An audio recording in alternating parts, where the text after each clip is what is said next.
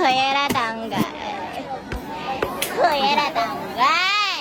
Hindi kasi nakabaon, kailangan ibaon mo lang ng ayos para mag-lock yung handle niya mga boss at hindi na basta-basta mahuhugot. Kung naghahanap ka ng simple pero sobrang useful na storage sa bahay, ito na yung sulit na sulit. Akala ko nung una ay mahuna o mabilis masira. Pero pag nabuo mo na matibay din pala. Tingnan mo ito, double layer plastic cabinet na may clear na pinto. Ang maganda dito, kita mo agad yung laman sa loob kaya hindi ka na maghahalongkat pa. Tipid oras, lalo na kung busy ka sa bahay. Perfect siya pang lagayan ng mga damit, snacks, gamit sa kusina, o kahit mga random na gamit na gusto mong maging organized. Hindi na kalat, hindi pa hassle.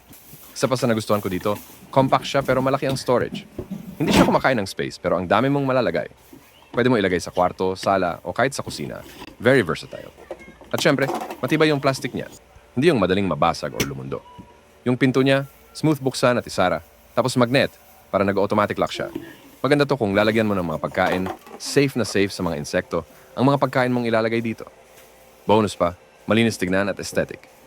Kahit simple lang, ang ganda niya sa setup ng bahay, parang mas organized agad yung paligid mo. Kung gusto mo ng budget-friendly na storage solution na practical at pangmatagalan, eto na yon. Check mo na. Sobrang sulit nito lalo na kung gusto mo ng maayos at malinis na bahay.